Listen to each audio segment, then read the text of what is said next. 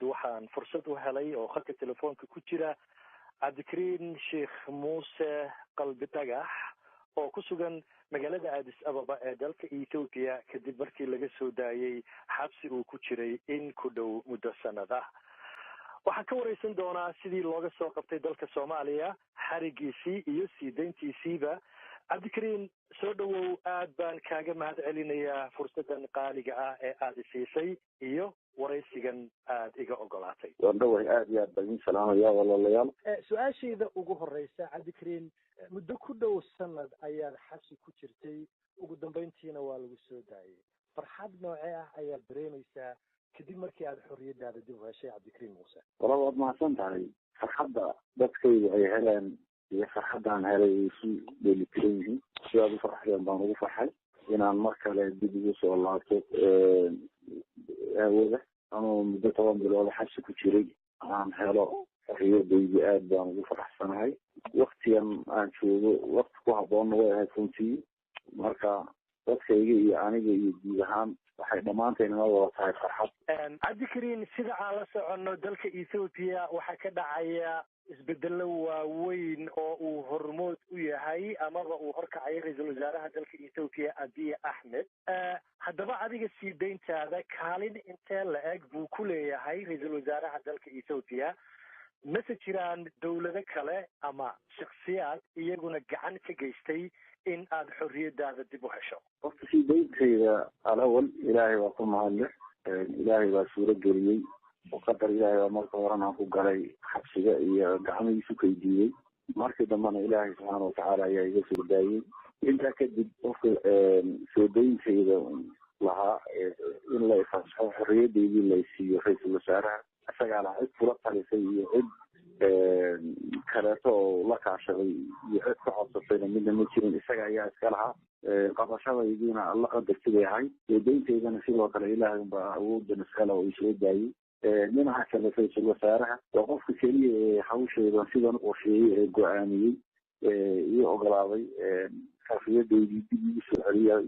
waxaana la kulmay shalay taariikhda 30 bishan hadda 6 ay ahayd. marka cid kale oo u kala tashaday iyo cid kale oo la qorshaysayna ma jiro.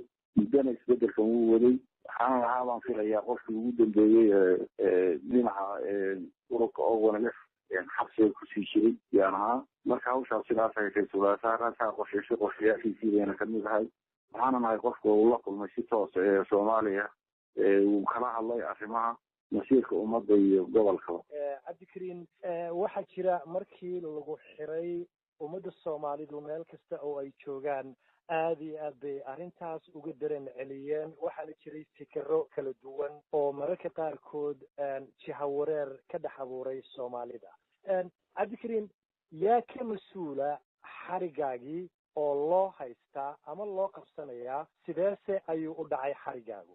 bismillah, waad mahadsan tahay. xarigayga dee waxaa iska lahaa qoladii maamulkii farmaajo. waxaa hawsheeda gacanta ku hayay hay-adda nabad sugidda Soomaaliya madaxda ka ahaa. gaalxaya iyagaa iga soo qabtay 3 habeen bay igu hayeen. dhibaato badan bay runtii igu geysteen. markaa kadib anigoo ka teenadaysanoo indhaduuban bay xamar ii soo qaadeen. midka jilacow baa laygu riday. 3 habeen baa laygu hayay. 22 bishii Agoosto sanadkii hore ayaa bacdal salaad subax midka laga soo saaray anigoo indhaha ka xiran gacmahana ka xiran.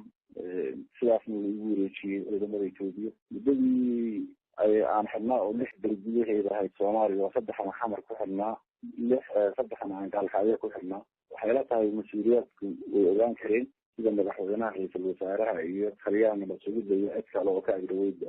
marka siday uga tashadeen iyo go-aanka qaabkay u wada qaateen ma garan karno. laakiin mas-uulka ugu dhow gacanta igu haya ciidankiisu hayay maamulahaya hawsha waa taliyaha nabad sugidda Soomaaliya.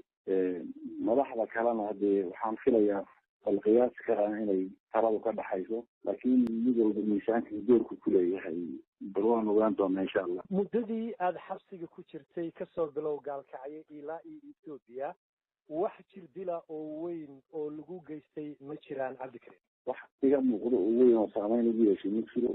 waxyaaba yaryar way jireen oo dee iga gaadhay xagga dhinaca gaalkacyo qabashadeedii markii ugu horreysay, laakiin intaan kusoo wareegay etoobiya wax dhiba oo jibdil oo gaaray ma jirin. wax jibdila oo ka badan dee qaabka aan u xidhnaa iyo sida la ii laduugayay iyo sida la ii katiinadeynayo iyo sida la ii gabaduugahayay iyo waxyaabahaas ihaanadaas wax ka badan ma jirin.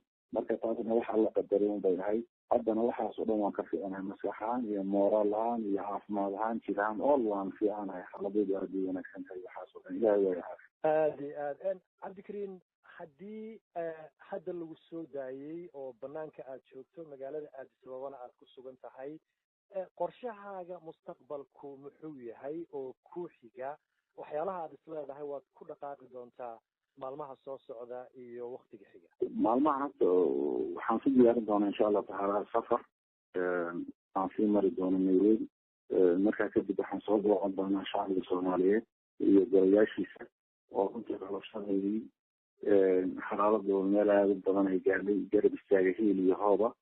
aniga ilmahaygii iyo ehelkaygii iyo qadiyadaba runtii aada u garab istaagay. waxaana nahay walaalka soomaaliyeed oo si fiican loogu hiiliyey. waxayna dadka soomaaliyeed xaq ugu leeyihiin insha allah inaan intaan gaari karana soo booqdo, lasoo maaragtay farxada la qaybsado. sidaan dhammaantaan ufaraxsannahay ufaraxsan yihiin marka insha allah waan lasoo qaybsan doonaa. ilahaasaan soo hormari doonaa haddii yaa la yidhaahdo goboladaas intii aan ka gaari karo, intaan soo salaami karo, intaan dadka soomaaliyeed aan usoo taanageyin karo. inahaas oo dhan waan marmari doonaa insha allahu tacaala. safarkayguna wuxuu ka bilaaban doonaa addis ababa to nairobi ilaa iyo soomaaliya. intaasaan mari doonaa. wixii intaa igu xigana waanu arki doonaa haddii yaa la yidhaahdo.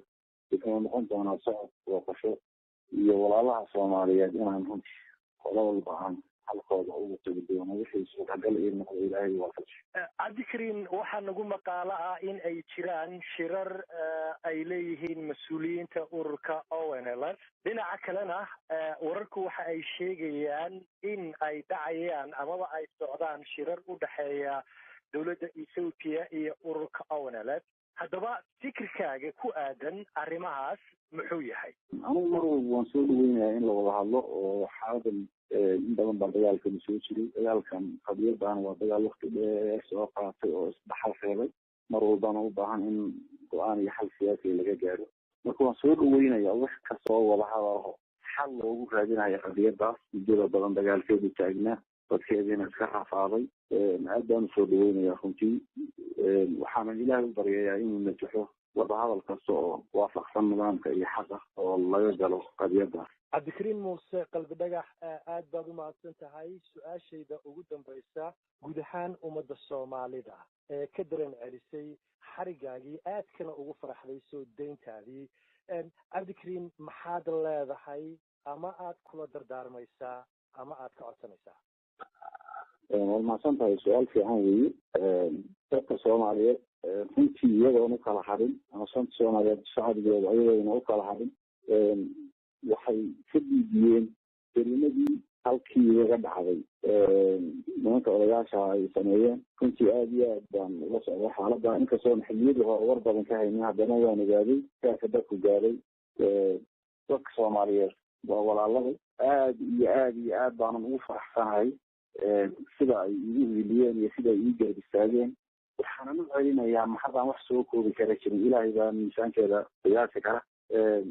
ayaga iyo mas-uuliyaadkii gaar ahaan labada gole ee shacbiga soomaaliyeed, golaha sare iyo golaha hoose. magacyadan inta badan way iga dambeeyeen baan filayaa. aada marka horena ulama haysanin, laakiin ayaguna dareenkooda muujiyay, dagaal badanna galay, go-aamo waaweynna soo saaray. aada iyo aad baan ugu hambalyeynayaa. aada iyo aad baan runtii ugu faraxsanahay tallaabada ay qaadeen ilaa hadda iyo fiirada ay muujiyeen.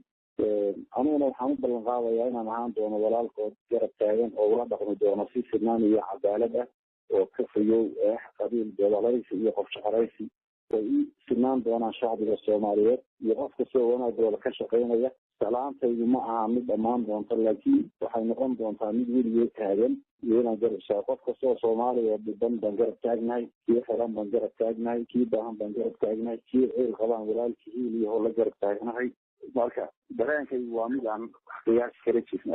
marka qalbigaaga kusoo dhacdana runtii waan maaragtay waan qiiroodaa aad baan isu bedelaa marka dareenkaygaas oo sii socon doonaa insha allah laakiin hadda waxaan leeyahay walaalayaal guuleysta waxaana ilaahay uga baryayaa dadka soomaaliyeed ugu yaraan qalbigeygu siduu yahay qalbigooda in iyagana ilaahay ka dhigo oo u xaaraan qof walba hadday jiraan kuwa iga qalbi fiican oo iga maaragtay sawaabka iga dhow hadday jiraan ilaahay iyaga iyo anigaba inuu ka ugu wanaagsan qalbigiisa inuu inaga wada dhiga qalbigeenna inuu walaalowno inahaasaan leeyahay aad iyo aad ayaad u mahadsan tahay kaasi waxa uu ahaa cabdikariin sheekh muuse qalbi dhagax